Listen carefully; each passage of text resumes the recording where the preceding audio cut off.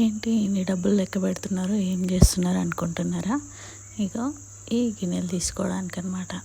ఇంటి ముందర ఎవరైనా పోతుంటే మన ప్రాణం ఒక్కోదు కదా, ఆడోళ్ళం ఏదో ఒకటి కొనాలి అనిపిస్తుంటుంది. సో మా దగ్గర ఆల్రెడీ చాలా గిన్నెలు ఉన్నాయి, బట్ అన్నీ లీస్ట్ 10 kgs వరకే.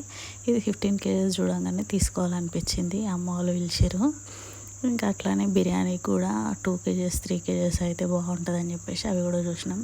అయితే ఈ 15 kgsది వాళ్ళు 16,000 చెప్పారు. బిర్యానీవి అయితే 2 సెట్స్ కలిపి 4,800 అని చెప్పారు. కానీ ఫైనల్గా 2 తీసుకున్నాను నేను, బిర్యానీ పాట్స్ అట్లాగే మళ్ళీ ఇవి కూడా.